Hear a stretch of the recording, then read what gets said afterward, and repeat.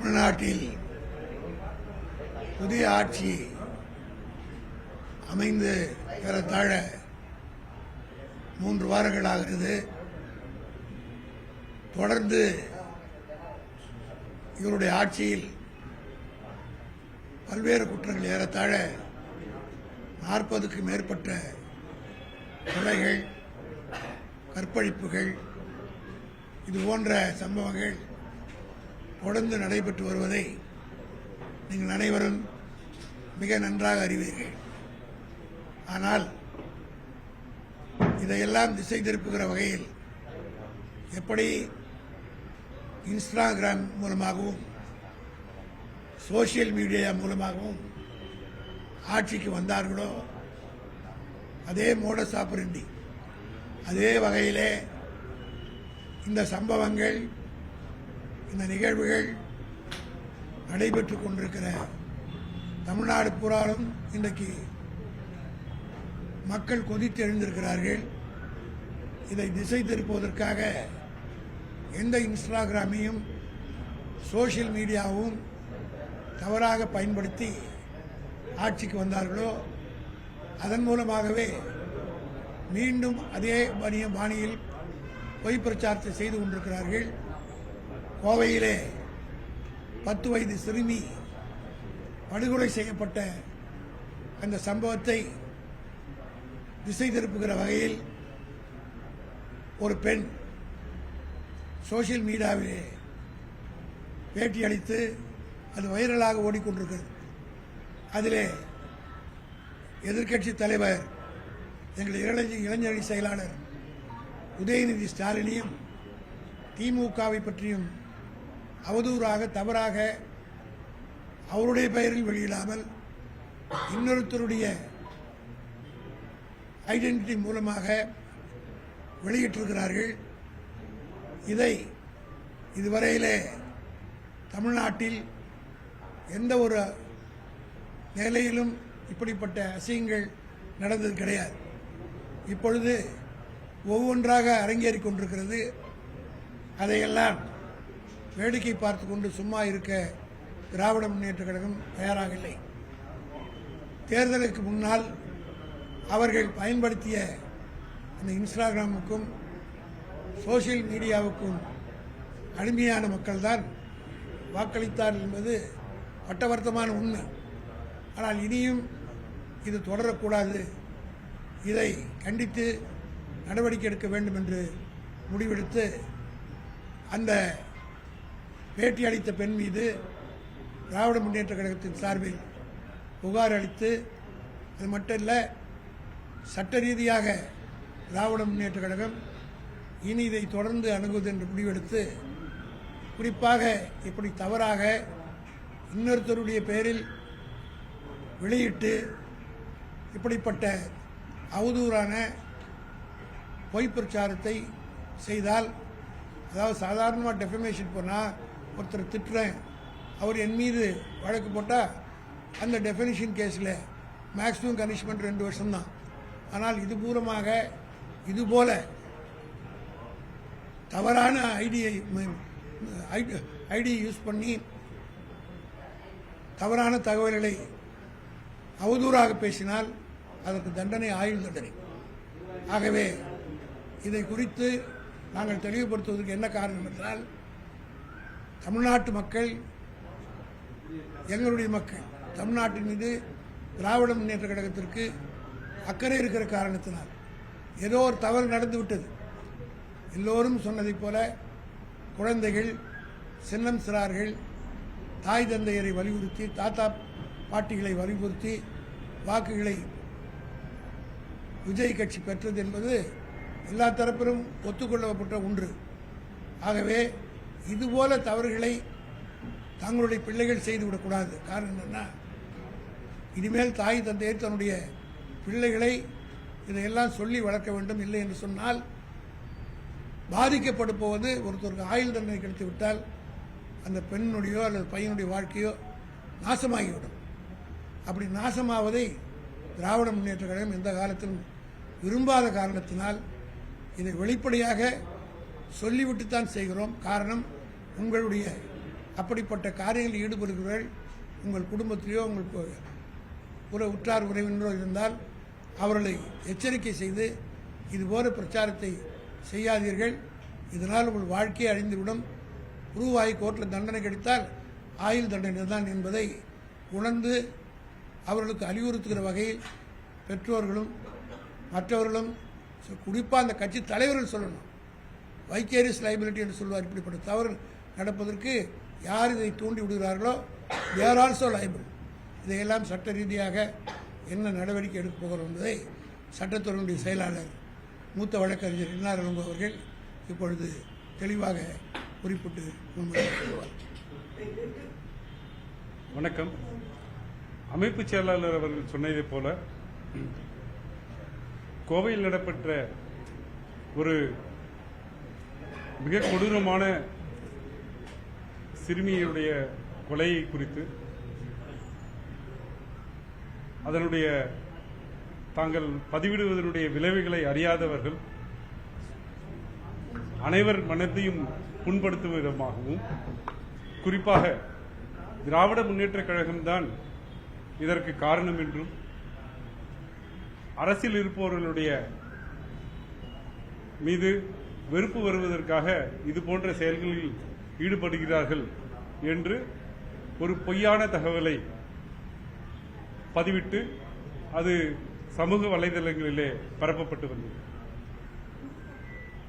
அமைப்பு செயலாளர் அவர்கள் சொன்னதைப் போல அவதூறு வழக்குகள் தனிப்பட்ட புகாராக கொடுக்கப்பட்டு அதிகபட்சம் 2 ஆண்டுகள் தண்டனை கொடுக்கக்கூடிய வழக்குகள்.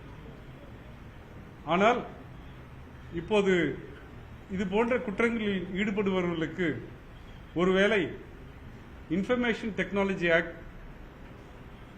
பிரிவு 66F என்பது குறித்து தெரியாமல் இருக்க வேண்டும், அல்லது அது குறித்தான புரிதல் இல்லாமல் இருக்க வேண்டும். எனவேதான் அவர்கள் தங்களை அறியாமல் இது போன்று செய்து கொண்டிருக்கிறார்கள். அதாவது ஒருவர் தன்னுடைய அடையாளத்தை மறைத்து வேறொருவருடைய அடையாளத்தில் ஒரு கம்ப்யூட்டர் நெட்வொர்க்கில் இருந்து இந்த மாதிரி சோசியல் மீடியாவில் அவதூறு பரப்பினால் கூட அதற்கான தண்டனை ஆயுள் தண்டனை வரை செல்லலாம் என்று சட்டம் சொல்லுகிறது.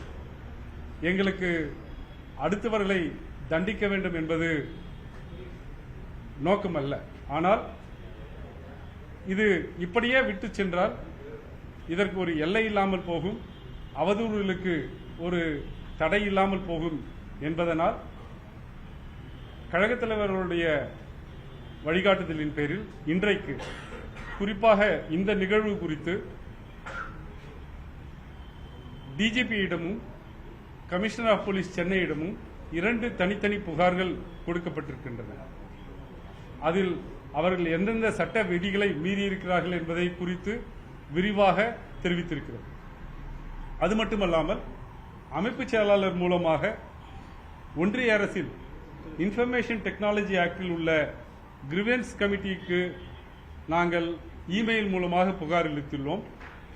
எக்ஸ் தளத்திற்கும் மெட்டா தளத்தில் உள்ள வாட்ஸ்அப், ஃபேஸ்புக், இன்ஸ்டாகிராம் ஆகிய நிறுவனங்களுடைய கிரிவென்ஸ் ஆபீசர்ஸ்க்கும் நாங்கள் இது குறித்து புகார்கள் அளித்திருக்கிறோம். இன்டர்மீடியேட்டரி ரூல்ஸ் அதன்படி அந்த சமூக வலைதளங்கள் அவருடைய கிரிவென்ஸ் ஆபீசர்ஸ் இதில் தலையிட்டு அதுபோன்று வரக்கூடிய செய்திகளை உடனுக்குடன் நீக்கிவிடவும் அந்த சமூக வலைதள கணக்குகளை நீக்கிவிடவும் புகார் அளித்திருக்கிறோம்.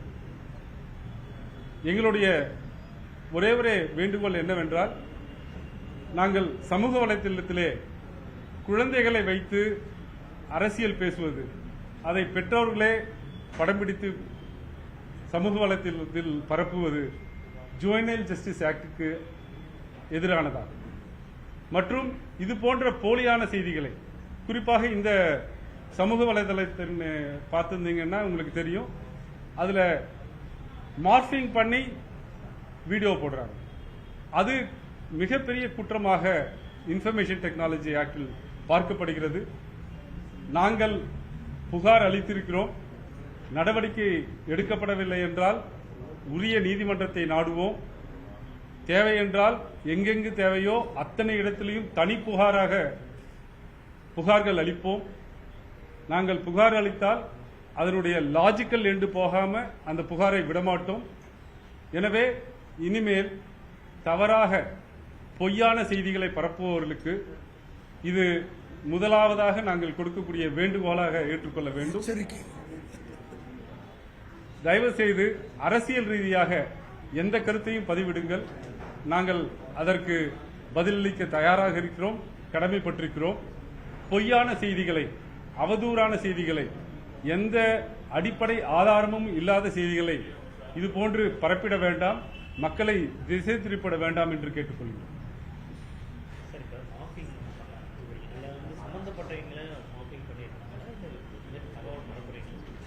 இல்ல, அதுல ஒருத்தருடைய பாக்கெட்ல மாண்புமிகு டாக்டர் கலைஞர் அவருடைய படம் இருப்பது போல மார்க்கிங் பண்ணிருக்கோம் அப்படின்னு காட்டுறதுக்காக மார்க்கிங் பண்ணோம்.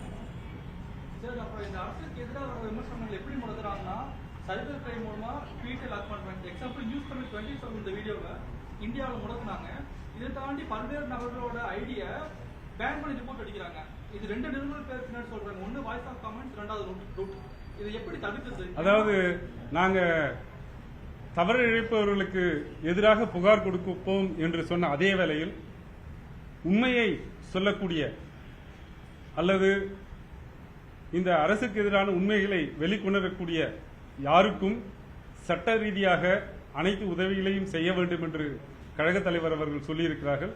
அப்படி கணக்குகள் முடக்கப்படுமானால், சட்டத்திற்கு விரோதமாக கணக்குகள் முடக்கப்படும் என்றால், அல்லது பொய் புகார்கள் கொடுத்து காவல்துறையினரால் தேவையில்லாத நடவடிக்கைகள் எடுக்கப்பட்டால் அதற்கும் திராவிட முன்னேற்ற கழகத்தினுடைய வழக்கறிஞர் அணி உதவிட வேண்டும் என்று தலைவர் அவர்கள் கூறியிருக்கிறார்கள். அவர்களுக்கும் நாங்கள் பாதுகாப்பாக மட்டும் எழுத்துரிமை, பேச்சுரிமை பாதுகாக்க என்றும் திராவிட முன்னேற்ற கழகம் போராடி இருக்கிறது.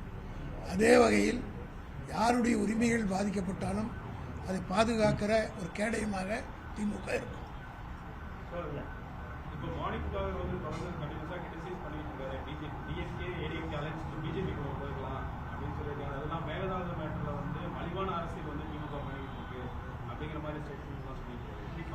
யாரு?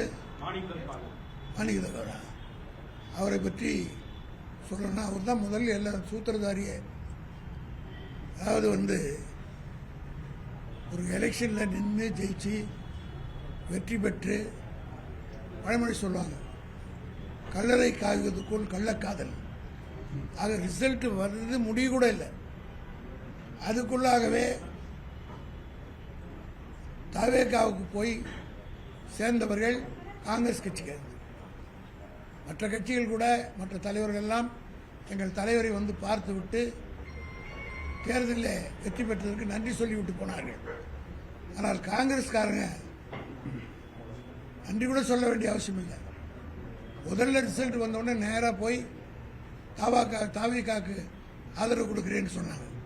காரணம், அவங்களுக்கு 59 வருஷமா ஆட்சியில் மந்திரி பதவி தமிழ்நாட்டில் கிடைக்கல. அவர் அதெல்லாம் ஒரு பழமொழி சொல்லாங்க. அந்த வகையில் அவர் காணாததை கண்டால் கண்டதே சொர்க்கம் என்று சொல்வார். அதுபோல காணாத ஒன்று ஆட்சிக்கு 2 மந்திரி பதவி கிடைக்கிறது உடனே காணாத ஒன்றை கண்டுவிட்ட உடனே ஓடி போய் அங்கே சேர்ந்துட்டாங்க. அதை மூடி மறைப்பதற்கு எங்கள் மீது இப்படி பழி போடுகிறார். எந்த காலத்திலும் சரி, எங்கள் தலைவர் தளபதி தெளிவாக சொல்லியிருக்காரு, அந்த ஆட்சிக்கு நாங்கள் எந்த விதமான இடையூறும் தரமாட்டோம். யார் போனாலும் சரி, யார் வந்தாலும் பற்றி அதை பற்றி கவலை இல்லை. ஆனால் காங்கிரஸ் செய்தது மிகப்பெரிய பச்சை துரோகம் என்பதை அந்த கட்சி தொண்டர்களே பாதி பேர் புறந்துவிடார்கள். யாரோ 2 பேர் பதவிக்கு போயிருக்கிறதுக்காக இவ்வளவு பெரிய பாரம்பரியமிக்க காங்கிரஸுடைய பெருமையை கெடுத்து விட்டார்களே என்று அவர் கட்சிக்குள்ளே பாதி பேர் சொல்றாங்க. பல இடங்களில் காங்கிரஸ்காரர்கள் அவர் கூப்பிட்டு கூட போகவில்லை. ஆக மாணிக் தாகூர் தன்னை பெரிய மனிதனாக காட்டிக்கொள்ள வேண்டும் என்பதற்காக இப்படிப்பட்ட அறிக்கைகளை அவர் விட்டுக் கொண்டிருக்கிறார். அவர் எப்படி வெற்றி பெற்றார் என்றதை முதல்ல அவர் நினைச்சு பார்க்கணும். விருதுநகருடைய நாடாளுமன்ற உறுப்பினராக எப்படி வந்தார், எவ்வளோ ஓட்டில் ஜெயிச்சார், யாருடைய தயவில் இன்றைக்கி இருக்கிறார் என்பதை புரிஞ்சு. இப்போ கூட இன்றைக்கி காலையில் ஒரு செய்தி, அதிமுக சார்பில் ஜெயிச்ச 3 எம்எல்ஏக்கள் பதவி ராஜினாமா செய்துட்டாங்க. அவங்களுக்கு இருக்கிற சொரணையாவது கொஞ்சமாவது நம்முடைய மாணிக் தாகூருக்கு இருந்தால் அவரை ரிசைன் பண்ணி நிற்கட்டும். இப்போ 3-4 தேர்தல் வரப்போகுது, இடைத்தேர்தல். அதுவும் அவரும் வந்து அவ்வளோ வீரமாக பேசினா ராஜினாமா பண்ணிட்டு நிற்கட்டும் தயாராக இருக்கணும். ஆக காங்கிரஸ் கட்சி தனக்கு பதவி கிடைக்கல போனான்னு போட்டு அதை பற்றி கவலை கிடையாது. எத்தனையோ மேடு பள்ளங்களை திமுக பார்த்துருக்குது. ஆக இது ஒன்றும் நிரந்தரமான தோல்வி இல்லை. இன்னும் சொல்ல போனால் திமுக தோற்கவில்லை. ஒரு நிலையான ஆட்சியும் ஒன்றும் பெருசாக பெரிய மேண்டேட்டும் இந்த ஆட்சி கொடுத்துள்ள. இதுவரையிலும் இல்லாத அளவுக்கு ஒரு மைனாரிட்டியோட எங்கள் பக்கம் தான் அதிகமான ஓட்டுகள், எதிர்ப்பு தான் ஓட்டு. 34% அவருக்கு ஆதரவு, 66% எங்கள் சார்ந்தது. ஆக இதையெல்லாம் புரிந்து கொள்ளாமல் அவசரப்பட்டு பேசக்கூடாது. அவர்தான் முதல்ல இதுக்கு சூத்திரதாரியாக இருந்து கெடுத்தார் இந்த கூட்டணியை. காங்கிரஸுக்கு கல்லறை அடிச்சுட்டு தான் அவங்களாம் போவாங்க. தேர்தல் களத்துல வந்து சமூக வலைதளம் பெரும் தாக்கத்தை ஏற்படுத்துச்சு. அது இந்த ஃபேக் நரேட்டிவ். பட் பிஃபோர் நீங்க கவர்மெண்ட்ல இருக்கும்போது ஏன் எந்த ஃபேக் நியூஸ் நடவடிக்கை எடுக்கல? எக்ஸாம்பிள் கரூர் ஆகட்டும், பல்வேறு குற்றச்சாட்டு வந்துச்சு. டெய்லி இன்ஃபுளுசர்ஸ் மூலமா வாட்ஸ்அப்ல நிறைய ஃபேக் நியூஸ் வந்துச்சு. நீங்க நடவடிக்கை எடுக்கல. அதாவது திமுகவை பொறுத்த மட்டும் தமிழ்நாட்டு மக்களை நாங்கள் நம்பினோம். காரணம் என்னன்னா, இந்த மாதிரி பச்சை பாம்பு எது பச்சை கொடி எதுன்னு புரிஞ்சுப்பாங்கன்னு பார்த்தோம். அதனால வந்து அவங்களுக்கு வந்து பச்சை பாம்பு எது பச்சை கொடி எதுன்னு புரிஞ்சுக்காம ஓட்டு போட்டாங்க. இப்போ வருதுறாங்க. அது மட்டும் இல்லை, நான் வெளிப்படையாக சொல்கிறேன், நாங்கள் செத்த பாம்பை அடிச்சுக்கிட்டு இருந்தோம். இவரை பற்றி இக்னோர் பண்ணிட்டோம். செத்த பாம்பை அடிச்சு கொண்டு இருந்த நேரத்தில் கருணாக உள்ள போந்துருச்சு. அதான் அதாவது ஆட்சியில் இருக்கும்போது அவர்கள் மீது ஏன் நடவடிக்கை எடுக்கவில்லை என்றால், அந்த நேரத்தில் வந்து அது ஆட்சியில் இருக்கும்போது அது பண்ணுறதுங்கிறது வந்து ஒரு கருத்துக்களை வெளியிடுபவர்களுடைய வந்து பேச்சுரிமையை பாதிக்கக்கூடாது அப்படின்ற ஒரு ரெஸ்ட்ரெயின்ட் இருந்தது. இப்போ அந்த ரெஸ்ட்ரெயின்ட் இல்லை. அதனால தான் இந்த நடவடிக்கை நாங்கள். அப்ப இந்த அரசு வந்து கருத்து சுருக்கம் முடக்குதுன்னு சொல்ல வரீங்க? 100%. ஏன்னா நீங்க திரு பொன்ராஜ் அவர்களை மீது 2 இடத்துல திரு பொன்ராஜ் அவர்கள் மீது 2 இடத்துல புகார்கள் அளிக்கப்பட்டு 2 இடத்துல எஃப்ஐஆர் தாக்கல் செய்யப்பட்டிருக்கிறது. அது வந்து திரு நிர்மல்குமார் அவர்கள் மார்ச் மாதத்தில் கொடுக்கப்பட்ட புகாரை 12/5/2026 அன்று அவர் அமைச்சராக பொறுப்பேற்றவுடன் காவல்துறையில் வந்து அவர் மீது புகாரை அவருக்கு வெளியிட்ட ஒரு கருத்துக்காக அவர் மீது முதல் தகவல் அறிக்கை இது பண்ணி பண்றாங்க. வந்து எத்தனை நாள்ல 2வது நாள்லயே அந்த வேலையை ஆரம்பிச்சிட்டாங்க. இந்த அரசு நிச்சயமாக கருத்து சுதந்திரத்திற்கு 100% எதிராக நடக்கிறது என்பதில் எந்தவித ஐயப்பாடும் இல்லை. அது வருங்காலங்களில் இது போன்ற நிறைய நிகழ்வுகள் நடக்கும். அப்ப நீங்க தெரிஞ்சுக்கணும். அப்புறம் என்ன, இந்த கடந்த 20 நாட்கள் பல்வேறு கொலைகள் வன்முறை நடந்துட்டு அது வெளிப்படுத்துற மேடம் அந்த கட்சி பொறுப்பாளர்களை அவங்க கைது பண்ணுவோம்னு மிரட்டல் விடுறாங்க. சமூகத்தில் பார்க்க முடியுது. அப்படி கட்சிக்காரர்கள் பாதிப்பு ஏற்பட்டால் கழகம் வந்து அவங்களுக்கு சப்போர்ட்டா நிற்குமா? 100%. திமுகவினுடைய சட்டத்துறை எதிர்கட்சியா இருக்கும் போது நாங்கள் போட்ட வழக்குகள்லாம் எல்லாத்தையும் ஜெயிச்சிருக்கிறோம். பல பேரை காப்பாற்றிருக்கிறோம். ஆக எந்த சட்ட ரீதியான பிரச்சனைகள் வந்தாலும் திமுக சட்டத்துறை எந்த காலத்திலும் வாதாடி தான் வந்திருக்கு.